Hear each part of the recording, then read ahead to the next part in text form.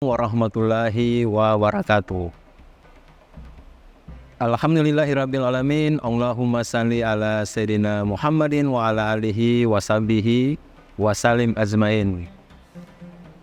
Alhamdulillah, kami dari Yayasan Rubatul Khairat Kota Ternate di bawah pimpinan Al-Habib Abdurrahman bin Kamil As-Sagaf.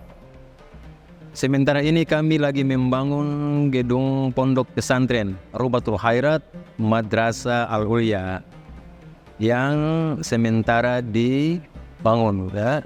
Gedung lantai 3.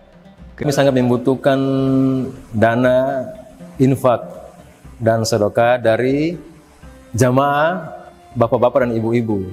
Bagi yang mau berinfak untuk melanjutkan pembangunan gedung pondok pesantren, bisa ditransfer di rekening Bank Syariah Indonesia atas nama Yayasan Rubatul Khairat. Nomor rekening 7235639526. Terima kasih.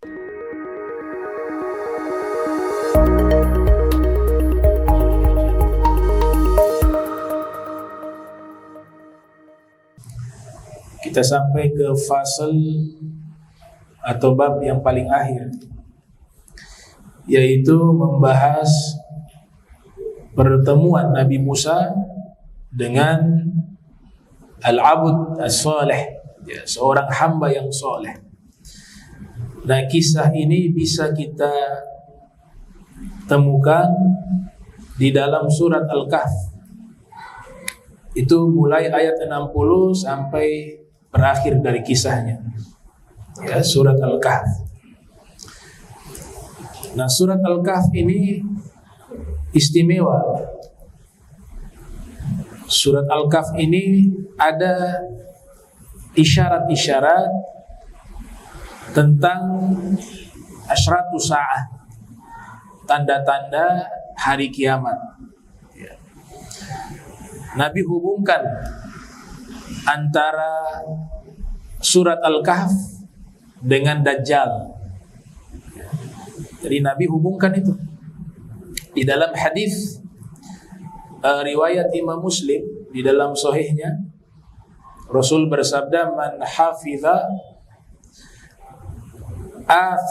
ashra ayatin min awali suratil Kahf usima minad Dajjal." Siapa yang menghafal 10 ayat dari awal surat Al-Kahf. Riwayat yang lain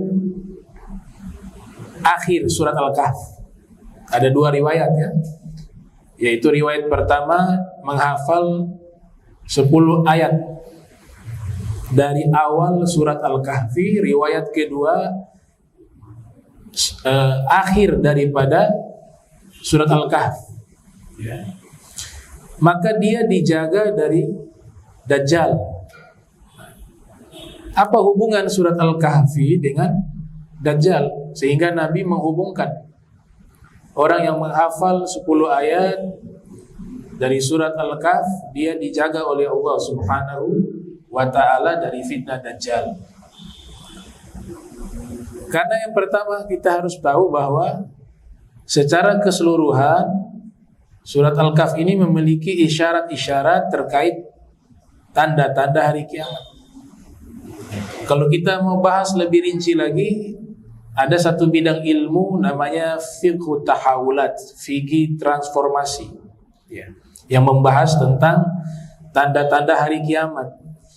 Nah, ilmu ini bukan memprediksi waktu terjadi hari kiamat, itu ilmunya Allah, itu ilmunya Rasul. Kita gak bisa memastikan itu. Tapi ilmu ini hanya mengajarkan cara menyikapi fitnah-fitnah yang akan terjadi di akhir zaman, termasuk tanda-tanda hari kiamat. Itu menurut saya gak ada masalah. Yang jadi masalah, sudah ada yang menentukan tahunnya, tanggalnya. Nah, ini yang jadi masalah. Apa isyarat-isyarat di surat Al-Kahf tentang tanda-tanda hari kiamat? Kalau kita membaca, apalagi disunahkan, ya, di malam Jumat untuk membaca surat Al-Kahf, Rasul mengatakan siapa yang membaca man qara'a surat al-kahf, membaca surat al-kahf di malam Jumat, Allahu lahu, Allah berikan cahaya kepadanya, min baitihi, dari rumahnya, terhubung cahaya sampai ke Baitil Atiq. Baitil Atiq itu Ka'bah. Nah, itu sunnah. Isyarat tentang hari kiamat atau tanda-tanda hari kiamat di surat Al-Kahf. Yang pertama ada cerita Ya'juj wal Ma'juj. Ya'juj wal Ma'juj itu makhluk yang akan muncul di akhir-akhir, ya, masuk ke tanda kiamat besar. Ulama membagi tanda kiamat ada 3, ada kecil, ada sedang, ada besar. Tanda kiamat kecil itu lahirnya Rasul Muhammad SAW. Jadi Nabi Muhammad lahir itu sudah masuk kepada tanda kiamat kecil.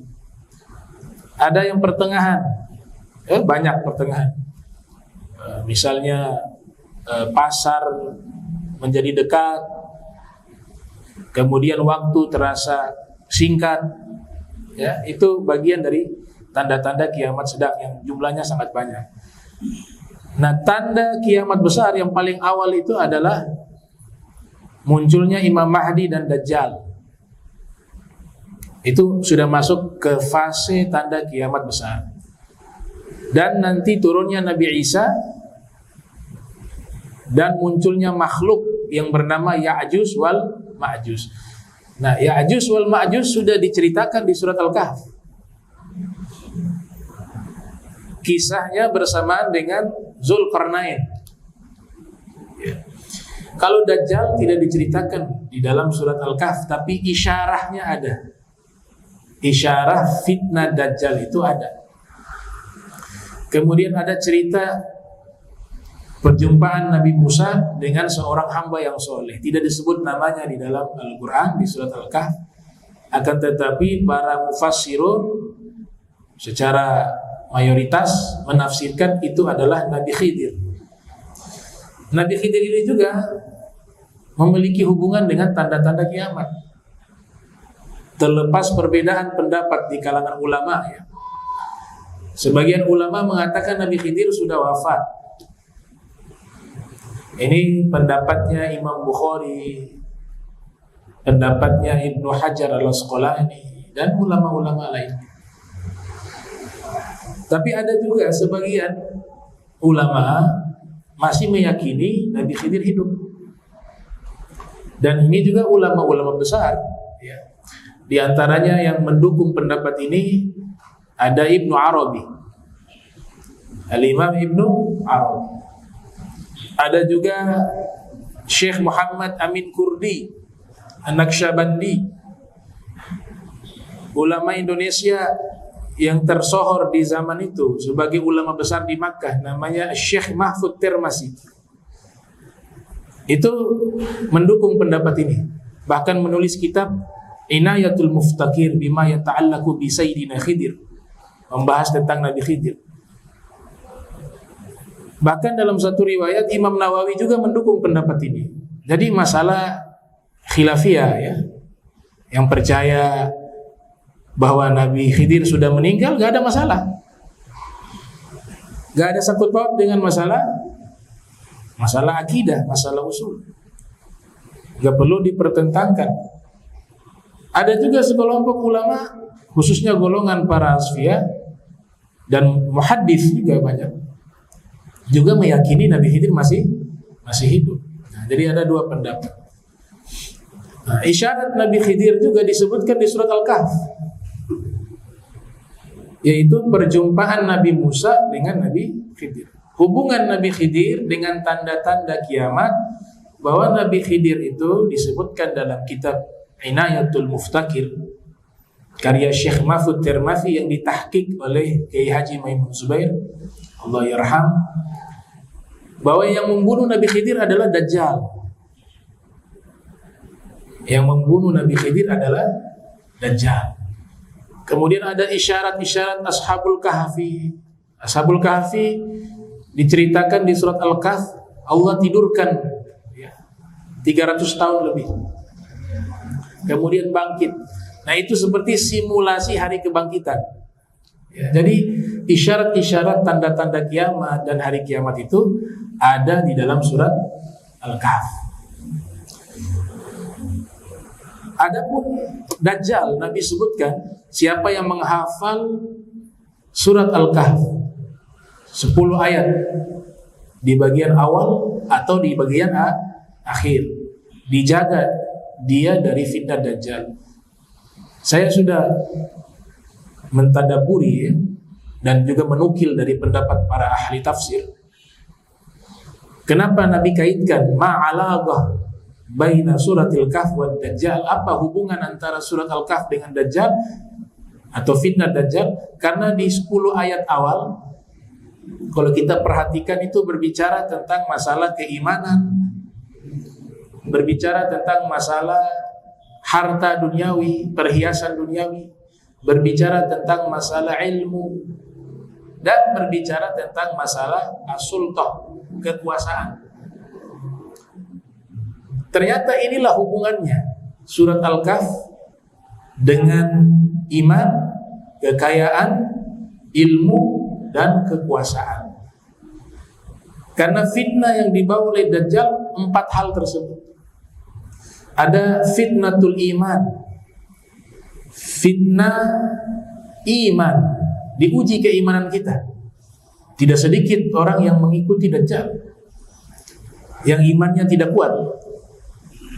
Ya, Dajjal ketika menunjukkan hal-hal yang luar biasa, bisa menurunkan hujan, bisa berpindah tempat dari satu tempat ke tempat lain dengan sangat cepat, bisa menghidupkan orang yang mati bahkan. Nah, ini sebagai ujian keimanan. Siapa yang imannya tidak kuat pasti ngikut. Awalnya dia mengaku sebagai nabi, sebagai rasul, puncaknya dia menyatakan dirinya adalah Tuhan. Nah, Dajjal sendiri penafsirannya sangat banyak. Ada yang mengatakan dia adalah kelompok manusia, ada yang menyatakan sistem, ada yang mengatakan adalah sesosok makhluk. Ya, tafsirannya banyak. Namun hadis-hadis yang berkaitan dengan Dajjal itu hadis-hadis yang sahih. Bahkan Imam Nawawi menyatakan derajatnya hampir mutawatir. Ya, diriwayatkan secara besar-besaran dengan jumlah periwayat yang sangat banyak. Itu disebut dengan mutawatir. Nah, inilah hubungan antara surat Al-Kahf dengan Dajjal. Karena surat Al-Kahf itu membahas juga masalah iman. Nah, Dajjal membawa fitnatul iman, juga harta, kekayaan. Dajjal juga memberikan fitnah kekayaan. Yang ikut saya kaya, mau apa? Emas dikasih. Itu fitnatul mal, fitnah harta. Kemudian Dajjal membawa fitnatul ilmi, fitnah ilmu. Itu juga diceritakan di surat Al-Kahf. Ya. Dan terakhir adalah fitnah as-sultah, kekuasaan. Makanya diceritakan di situ, kalau kita menganalisa secara mendalam, di situ ada membahas seorang raja yang soleh, dan di situ juga ada membahas raja yang tidak soleh, yang jahat, dan raja yang kafir. Jahat dan kafir. Yaitu raja yang hidup di masa Ashabul Kahfi. Ashabul Kahfi itu hijrah, menghindar dari raja tersebut karena dipaksa untuk menyembah berhala oleh rajanya, oleh penguasanya. Di satu sisi diceritakan raja yang baik. Siapa itu? Dzulqarnain. Nah, inilah yang memiliki hubungan kolerasi antara surat Al-Kahf dengan Dajjal. Baik, kita masuk ke pembahasan. Jadi kita sampai ke bab pertemuan Nabi Musa dengan seorang hamba yang soleh. Jadi, ini kisah sangat masyhur dan hikmahnya sangat banyak. Dimulai ayat 60 di surat Al-Kahf, ya, ayat 60. Jadi diceritakan setelah Nabi Musa mendapatkan satu prestasi besar, ya, menghancurkan rezim Fir'aun. Fir'aun kerajaannya runtuh, bahkan pasukannya musnah beserta Fir'aun. Itu satu prestasi yang dimiliki oleh Nabi Musa, ya, menghancurkan rezim Fir'aun. Setelah hancur rezim Fir'aun, Nabi Musa berkhutbah, berpidato. Ya, ada satu waktu beliau berpidato. Ini riwayat tersebar di dalam kutubut tafsir, kitab-kitab tafsir Al-Quran. Ketika beliau berpidato, ada satu orang mengatakan, wahai Nabi Musa, siapa manusia yang paling pintar, paling pandai, paling alim di zaman kita saat ini? Maka Nabi Musa, ya seorang nabi, wajar. Nabi Musa mengatakan, ya saya. Ya, saya. Karena beliau seorang nabi, dan nabi itu kecerdasannya di atas rata-rata manusia. Ternyata ditegur oleh Allah. Ini juga harus di-recheck lagi ini. Apakah benar riwayat ini riwayat yang kuat? Saya sampai sekarang belum ada waktu mau koreksi atau mau memeriksa. Ya, sekalipun ini riwayat tersebar banyak dalam kitab tafsir, tapi ada hal yang tidak menyenangkan hati ketika membahas para nabi yang suci, yang mulia. Kemudian di situ kesannya seakan-akan membanggakan diri. Ya, ini hasya wa kalla. Para nabi itu hatinya paling bersih dari semua manusia. Gitu. Apalagi ada redaksi kalimat Allah menegur. Ini betul penterjemahan. Tegur itu kan melakukan kesalahan. Ya. Nah, ini nanti ada satu pembahasan khusus terkait riwayat ini, tapi saya jabarkan sesuai yang termaktub di dalam kitab-kitab tafsir para ulama, ya. Ditegur Nabi Musa bahwa ada yang lebih alim, kata Allah Ta'ala, ada yang lebih pandai dari dirimu. Kau pergi cari dia, kata Allah. Dia berada di Majma'ul Bahrain, di satu tempat yang bertemunya dua lautan. Maka dari situlah Nabi Musa mulai melakukan perjalanan untuk mencari sosok orang yang Allah nyatakan sebagai orang yang paling alim di zaman itu, yang kealimannya melebihi Nabi Musa alaihi salam. Maka mulailah perjalanan. Disinilah awal cerita yang disebutkan di dalam surat Al-Kahf ayat 60. Wa idh qala Musa li fatahu. Ketika Nabi Musa berkata kepada fatahu, pelayannya, atau terjemahan lainnya muridnya. Secara bahasa di sini menyebutkan dengan kata fata, pemuda. Jadi ini murid yang masih muda. Murid yang masih muda. Ulama tafsir mengatakan bernama Yusa' bin Nun. Ya, Yusa' bin Nun. Pemuda tersebut yang menemani Nabi Musa. Kata Nabi Musa kepada muridnya, la abrahu hatta abluga majma'al bahrain au amdi hukaba. Saya akan terus melakukan perjalanan ini hingga saya mencapai tempat bertemunya dua lautan, atau saya akan berlalu berabad-abad, atau 80 tahun atau 70 tahun. Saya akan jalan terus untuk mencari guru tersebut. Nah, di sini ada satu hikmah besar. Saya sebut dengan al-qanun at-ta'allumi, undang-undang di dalam belajar ilmu agama, ilmu yang suci, ilmu agama Islam. Apa itu? Ilmu itu lebih berkah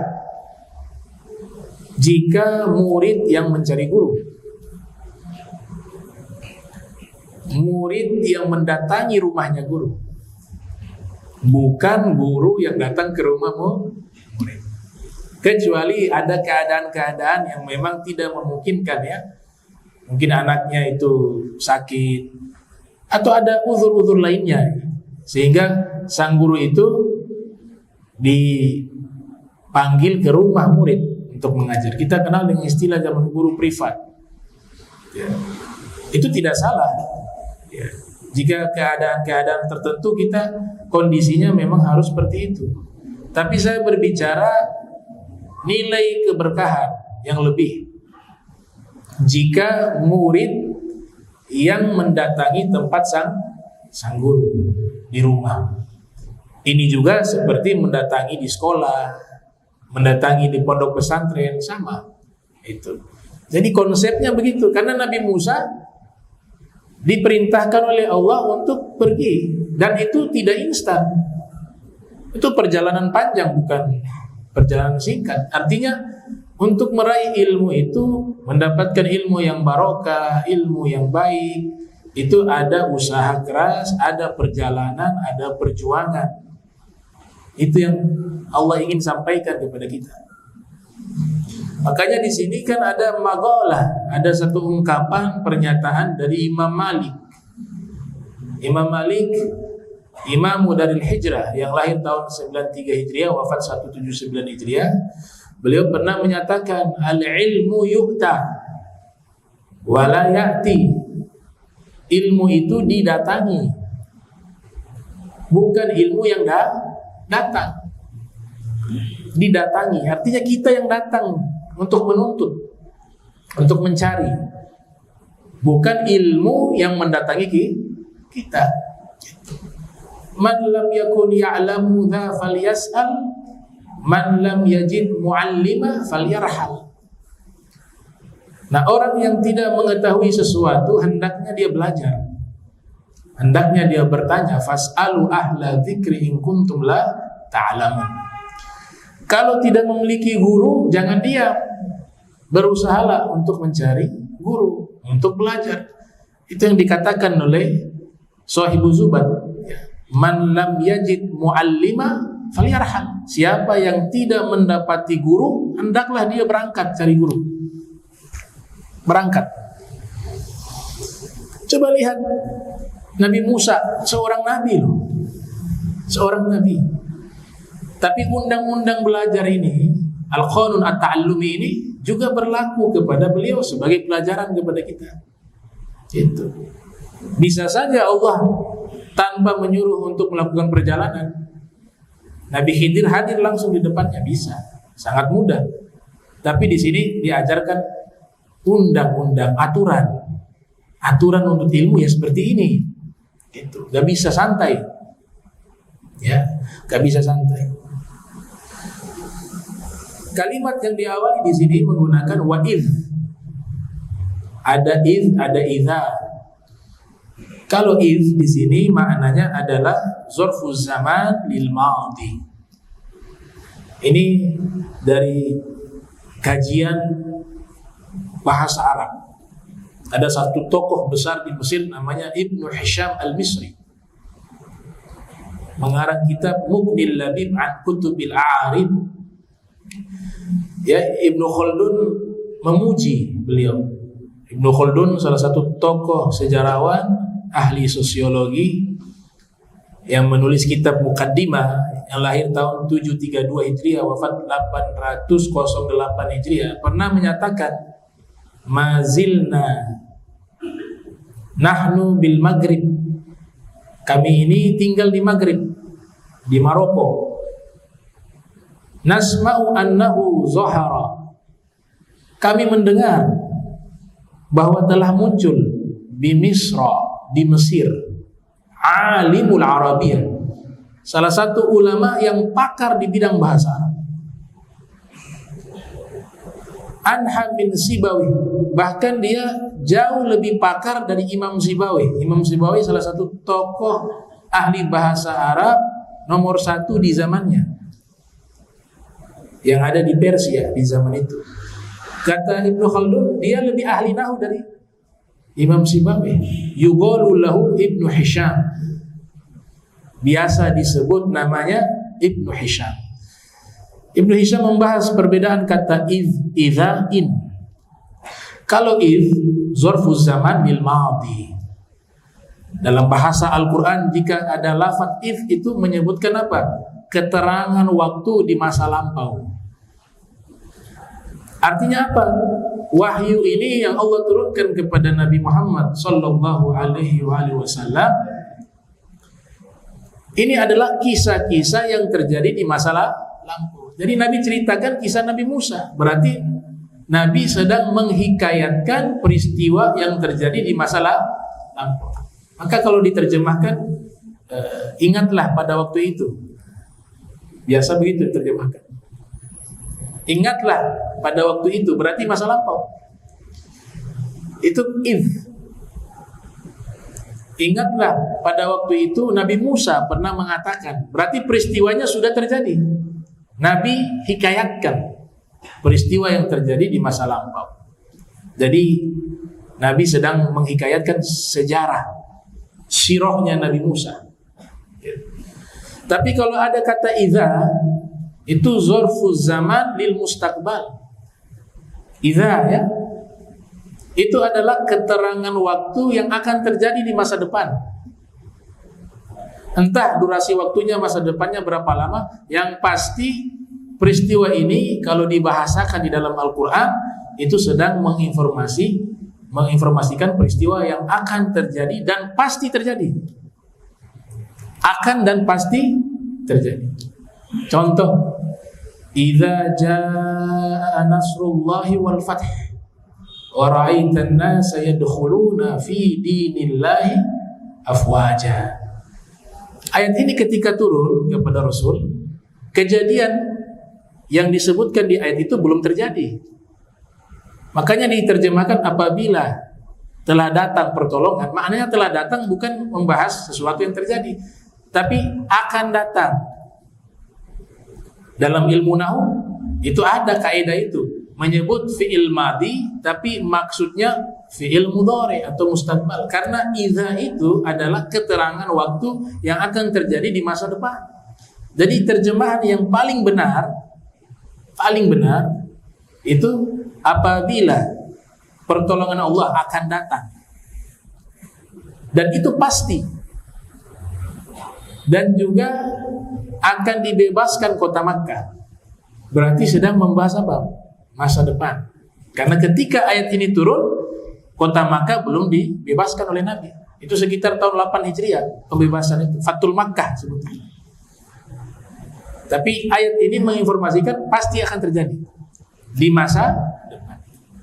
Kemudian ada ya. In tansurullah yansurkum wa yutsabbit aqdamakum. Nah, ini mengandung makna jawab syarat. Ada syak di situ.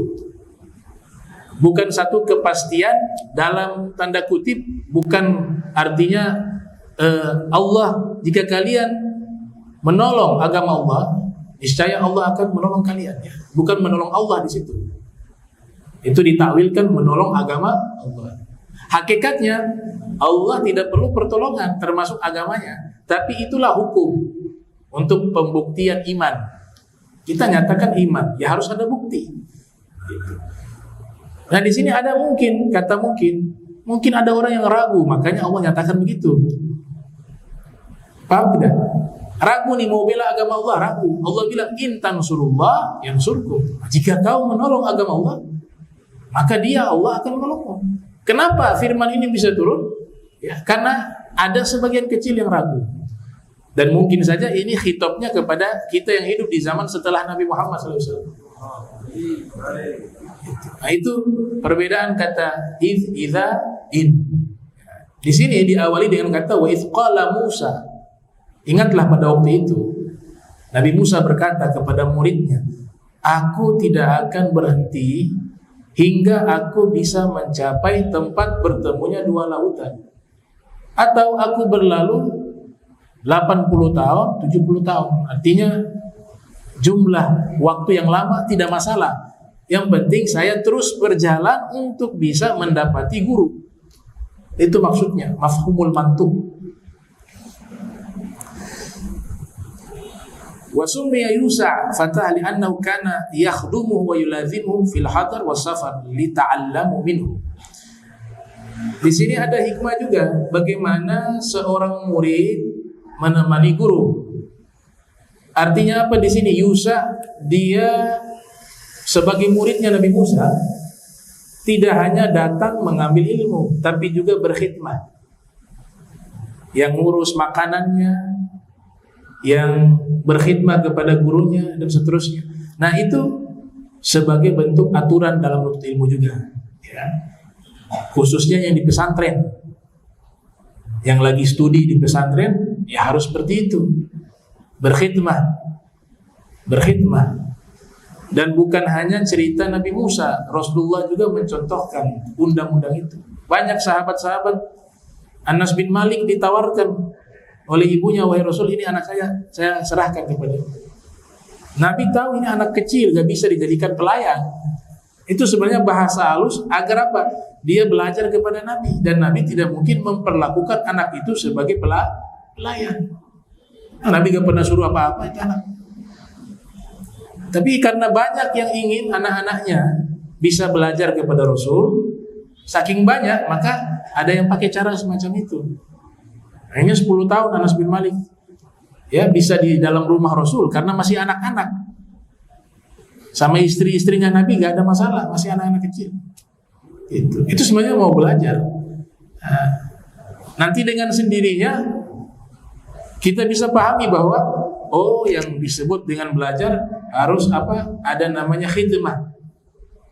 Ada namanya khidmah. Di situ ada ziyadatul barakah. Dan ini nanti keberkahannya bukan hanya kepada murid yang belajar, tapi dia akan turun-temurun. Ya, entah nanti anak kita atau cucu kita atau cicit kita akan mendapati itu. Dan itu sudah tajribah ulama. Itu sudah diuji coba, ya, eksperimennya para ulama. Itu begitu. Gak ada itu orang tuanya doa minta anak jadi anak soleh, anak yang alim, tapi sama ulama gak pernah kenal. Majlis gak pernah hadir, gak pernah nuntut ilmu, gak pernah mendengar itu nasihat para ulama. Gak ada menyambung koneksi sanad keilmuan dengan ulama. Kemudian dia doa, ya doanya anaknya gak bakal jadi. Gak bisa. Itu sudah masuk undang-undang. Undang-undangnya begitu. Imam Bukhari jadi Imam Bukhari karena ayahnya cinta ulama, sekalipun ayahnya bukan ulama. Gitu. Makin kuat hubungan dengan ulama tersebut, makin besar anak turunan kita mendapatkan keberkahan itu. Tahu Abu Hanifah, Al-Imamul A'zam, beliau mengatakan ana min barakati doa Al-Imam Ali bin Abi Thalib. Saya jadi Imam Abu Hanifah karena berkat doa dari Sayyidina Ali bin Abi Thalib. Ternyata kakeknya beliau itu dekat dengan Sayyidina Ali. Hadir majlisnya Sayyidina Ali bin Abi Thalib. Berkhidmah kepada Sayyidina Ali bin Abi Thalib. Akhirnya cucunya imam besar, Al-Imam Abu Hanifah. Yang sensus di zaman kita menyatakan mazhab terbesar yang dianut di zaman kita, mazhab fikih itu mazhab Hanafi. Nomor 1 paling banyak. Barokahnya doa dan khidmah kepada Al-Imam Ali bin Abi Thalib. Makanya Yusa bin Nun dia memposisikan diri sebagai murid dan juga sebagai khodim, melayani Nabi Musa. Ya. Subhanallah. Di sini disebutkan tempat Majma'al Bahrain, tempat bertemunya dua lautan. Itu ada yang mengatakan Bahrul Faris war Rum. Dia berada di lautan Persia dan Romawi. Ada juga yang menafsirkan itu segitiga Bermuda kalau zaman sekarang. Ya, tempat-tempat yang misterius yang jarang dijangkau oleh manusia. Disitulah tempat seorang hamba yang soleh itu, yang disebut oleh ulama tafsir adalah Nabi Khidir alaihissalam. Ada tafsiran yang menarik. Kenapa Allah Ta'ala menyebutkan secara spesifik nama tempatnya? Artinya Allah sifati lokasi di mana orang soleh tersebut berada. Itu istilahnya majma'al bahrain, tempat bertemunya dua lautan. Salah satu ulama tafsir terkemuka di Mesir, Syekh Mutawalli Sya'rawi, dalam tafsirnya itu beliau menafsirkan karena ada isyarat dari Allah Ta'ala bahwa Nabi Khidir alaihissalam menguasai dua lautan ilmu, lautan ilmu zahir dan lautan ilmu batin. Jadi itu dimajaskan oleh Syekh Mutawalli Sya'rawi. Kemudian Allah Ta'ala menyatakan kepada Nabi Musa untuk mencari lokasi tersebut, ambil seekor ikan. Jadi pakai simbol, ya, pakai isyarat. Ambillah seekor ikan di pinggir laut. Kemudian nanti ikan ini dia akan menunjukkan jalan ke lokasi bertemunya dua lautan. Subhanallah. Maka diambillah seekor ikan waktu itu. Wa fi riwayah, ya, diambil ikan. Ikan ini disebut dengan ikan Musa kalau bahasa Arab, samakatu Musa. Kalau kita di sini sebut ikan apa, sebelah. Ikan sebelah itu bahasa Arabnya ikan Nabi Musa. Ada kisah yang kadang-kadang tidak tepat meriwayatkan. Dikatakan dalam riwayat bahwa ikan itulah yang diambil oleh Nabi Musa. Kemudian perjalanan mereka dengan Yusha bin Nun, mereka lapar, nah ikan itu dimakan. Ternyata dimakan baru separuh, Allah hidupkan. Kemudian ditunjukkan jalan menuju ke tempat bertemunya dua lautan. Nah, kebanyakan riwayat ini yang disampaikan. Padahal menurut saya yang lebih sahih riwayat adalah ketika Nabi Musa membelah Laut Merah, mukjizat, dikejar oleh Fir'aun. Kemudian Nabi Musa diperintahkan memukulkan tongkatnya, Laut Merah itu terbelah. Nah itu, ikan itu berada persis di tengah. Persis di tengah, sehingga dia terbelah jadi dua. Paham tidak? Dia terbelah jadi dua, karena lautan itu kan terbelah. Yang separuhnya terbelah ke bagian kanan, yang separuhnya ke kiri. Nah, Allah hidupkan jadi ikan sebelah. Karena peristiwa itulah maka dinamakan ikan Nabi Musa. Jadilah namanya ikan sebelah sampai sekarang. Ikan yang paling aneh yang pernah kita jumpai ikan itu. Dan Imam Ghazali mengatakan aktsarul makhluk yang paling banyak jumlahnya itu adalah fil bahr, yang ada di lautan. Yang ada di lautan itu makhluk yang paling banyak dan jenisnya yang paling lengkap. Apa sih yang di darat itu, di laut pasti ada. Ular, di laut ada. Orang sini bilang lado misalnya. Ya, sapi juga ada. Ikan wajahnya mirip sapi. Kuda juga ada. Ikan kas kuda, ya. Jadi semua yang di darat itu ada di laut bentuknya. Ya. Bahkan yang di laut jauh lebih banyak. Jauh lebih banyak. Nah itu pernyataan Imam Al-Ghazali rahimahullah. Walhasil dibawalah itu ikan. Allah perintahkan ambil itu ikan, dibawa. Berjalanlah Nabi Musa dengan Yusha bin Nun, ya, Yusha bin Nun. Perjalanan yang panjang, bukan perjalanan singkat.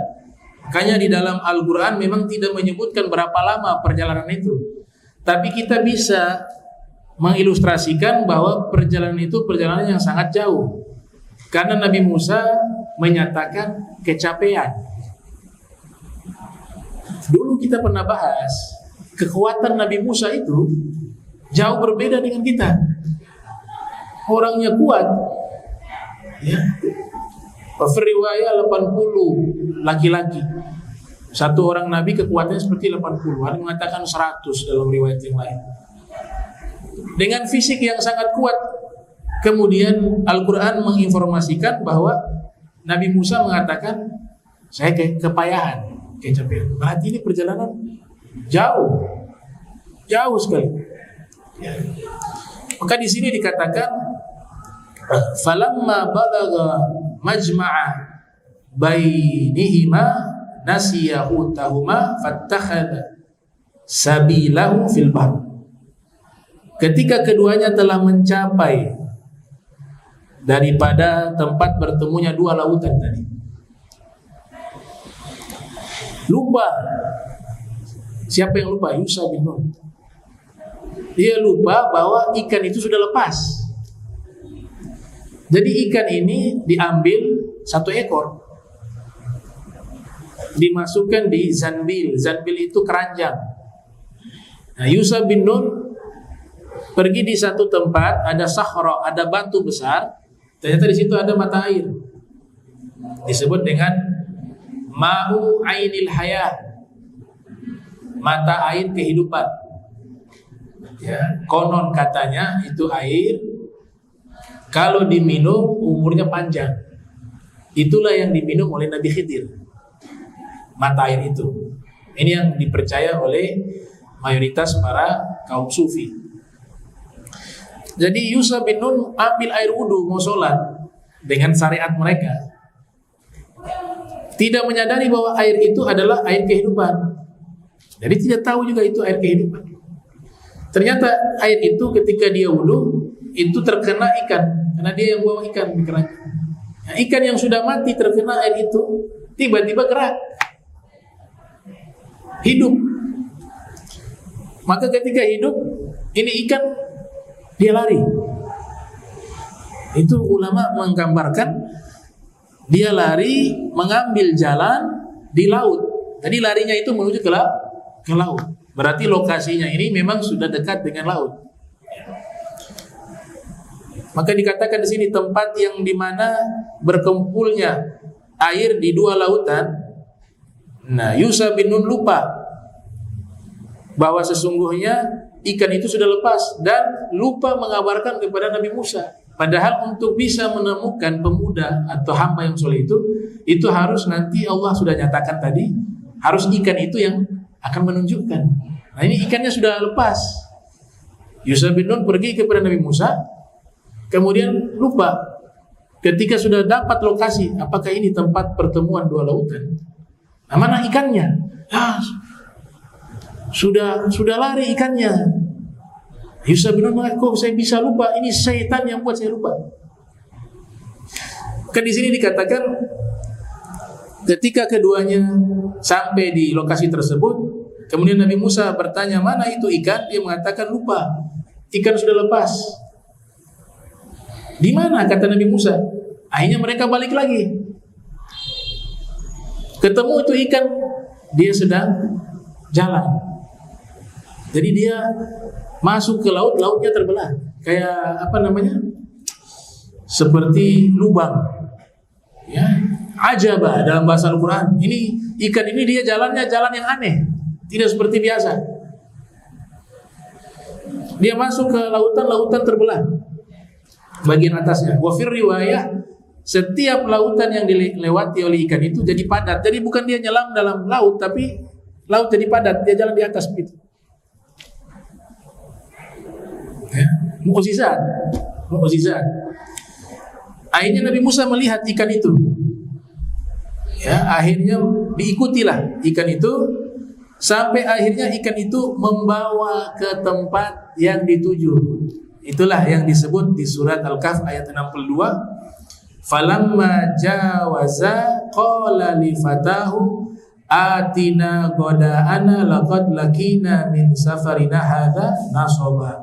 Maka tatkala mereka berjalan lebih jauh, berkatalah Musa kepada muridnya, bawalah kemari makanan kita, yaitu ikan tadi.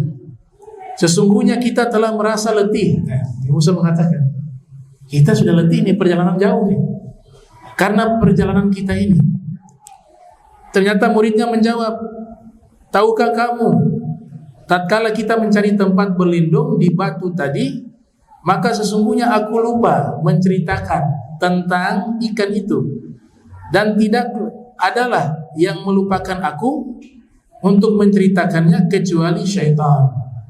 dan ikan itu mengambil jalannya ke laut dengan cara yang aneh sekali. Itu bahasa Al-Quran. Ya, aneh sekali cara jalannya. Bagaimana ulama menafsirkan kata ikan ini berjalan aneh? Imam Qatadah mengatakan, yaitu dia tidak menempuh satu jalan kecuali air itu berubah menjadi padat. La yasluku fihi tariqa illa sara al-ma jamida. Ini qaul Imam Qatadah. Ulama lain mengatakan dia menjadi seperti lubang. Jalan yang dilewati oleh ikan itu seperti lubang. Maka qala dzalika ma kunna nabghi fartadda ala atharihima qasasa. Musa berkata, itulah tempat yang kita cari. Ketika balik ikannya itu jalan, mereka ikuti itu ikan karena sudah jadi padat itu laut. Jadi bisa ikut melangkah. Ikan itu bawa mereka sampai ke lokasi tersebut. Bertemunya dua lautan, tempat di mana bertemunya dua lautan. Fawajada 'abdan min 'ibadina atainahu rahmatan min 'indina wa 'allamnahu min ladunna ilma. Maka keduanya pun mendapati hamba tersebut yang telah kami berikan rahmat di sisi kami, dan kami telah mengajarkan kepadanya ilmu laduni atau ilmu di sisi kami. Siapa dia? Nabi Khidir. Nah, didapati Nabi Khidir sedang sholat. Musa terkejut ketika sampai di lokasi tersebut. Ini berarti lokasinya ini tengah lautan. Makanya Syekh Mahfud Termasi meriwayatkan bahwa Nabi Khidir itu hidup di laut, Nabi Ilyas hidupnya di darat. Ini kan yang dipercaya masih hidup para nabi. Ya, Nabi Khidir di laut, Nabi Ilyas di darat, Nabi Isa dan Nabi Idris di langit. Ada yang di laut, ada yang di darat, ada yang di langit. Terkejut itu mendapati seorang hamba sedang sholat. Maka Nabi Musa menunggu sampai selesai sholat. Selesailah ia sholat, fasallama alaihi. Nabi Musa memberikan salam kepadanya. Faradda alaihi salam. Kemudian Nabi Khidir menjawab salamnya. Setelah itu disebutkan bahwa perjumpaan ini baru awal Nabi Musa disebut sebagai muridnya Nabi Khidir. Kalau kita merenungkan, magomnya Nabi Musa itu lebih tinggi dari Nabi Khidir. Tapi kenapa Allah perintahkan Nabi Musa untuk menuntut ilmu kepada Nabi Khidir yang derajatnya justru di bawah Nabi Musa? Ada dua poin penting di sini. Yang pertama, jangan pernah merasa puas dengan ilmu. Ya, sekalipun kita menganggap diri kita, oh kayaknya sudah cukup dah, ilmu saya sudah cukup. Nah itu dikatakan dalam undang-undang keilmuan agama Islam, orang paling bodoh. Karena ilmu itu kalau kita habiskan umur untuk kita pelajari semuanya, umur tidak cukup. Masih banyak yang kita tidak tahu. Itu yang pertama. Hikmah yang kedua, tidak boleh memandang guru dari aspek apapun. Oh dia lebih muda dari saya lebih tua. Gak boleh. Karena Nabi Khidir di bawah Nabi Musa. Tapi Nabi Musa dengan tawadu, dia melepaskan semua atribut sebagai ulul azmi, sebagai nabi yang mulia, yang bisa berdialog dengan Allah. Dia tanggalkan semua. Itulah murid sesungguhnya. Di hadapan guru tidak ada apa-apa dia. Sekalipun gurunya itu berada di bawahnya, mungkin dari strata sosialnya di bawah, ekonominya di bawah, umurnya di bawah. Enggak, kalau berbicara ilmu ini enggak dilihat itu. Itu yang dilakukan Nabi Musa, dan sengaja Allah menyeting begitu. Ya. Maka di sini dikatakan Nabi Khidir, nanti kita bahas pertemuan berikut, panjang. Wa inna masumiyal Khidir, dinamakan orang tersebut Khidir li'annahu idza shalla fi makan, karena apabila beliau sholat di satu tempat, maka tempat itu yang kering berubah jadi hijau. Khidir itu artinya hijau. Itu julukan. Ya. Ibnu Katsir mengatakan ini banyak riwayat, banyak pendapat. Ini sosok Nabi Khidir ini sosok yang riwayatnya sangat banyak. Namanya saja itu bisa 10 lebih. Nama asli diperdebatkan. Misalnya Ibnu Katsir, ya. Ibnu Katsir mengatakan namanya itu Khidir. Itu Khidir itu adalah anaknya Nabi Adam. Jadi kalau misalnya masih hidup tuh umur berapa itu? Jadi Al-Khidir bin Adam, kata Ibnu Katsir dalam kitab Al-Bidayah wa Nihayah, yang lahir tahun 700 Hijriah, wafat 774 Hijriah. Ada juga yang mengatakan anaknya Firaun. Ada banyak riwayat tentang sosok Nabi Khidir.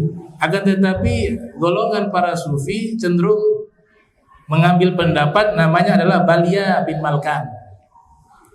Khidir julukan namanya Balia bin Malkan. Itu yang kami juga cenderung ke pendapat itu.